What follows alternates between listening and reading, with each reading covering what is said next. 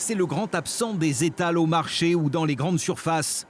Le pétoncle de nos pertuis charentais n'est plus pêché depuis près de 3 ans. Car depuis 2022, la mortalité de ces coquillages a explosé. Pour tenter de comprendre le phénomène, l'Ifremer de la Tremblade a mené une expertise durant plusieurs mois. Ce qu'on peut dire, c'est que c'est multifactoriel.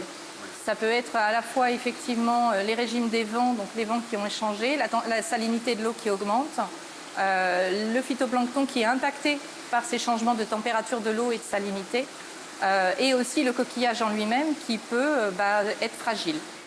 Une fragilité possiblement accentuée par la présence de phytoplancton, la nourriture des pétoncles disponible en quantité et bien au-delà des périodes habituelles. Nous avons pu observer un fort développement en fait, de phytoplancton, donc de microalgues dans le milieu, qui a perduré 1 semaine et qui s'est déplacé en fait, du pertuis breton vers le pertuis d'Antioche.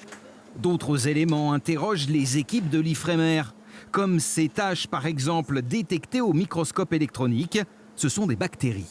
C'est atypique. Alors ça peut être en petite quantité, donc pas responsable de mortalité, ou ça peut être vraiment en très grosse quantité. Et là, on va se poser la question, effectivement, est-ce que ça perturbe l'organisme, est-ce que ça perturbe la pétoncle, et ça va causer des mortalités. Ça peut être également des parasites, ça peut être aussi des lésions qu'on va voir qui vont être des virus. Donc après, on va utiliser d'autres techniques pour essayer de comprendre ce que c'est vraiment. Pour le moment, la mortalité des pétoncles reste une énigme, même si un faisceau d'indices se dessine. Les chercheurs ont encore des pistes à explorer.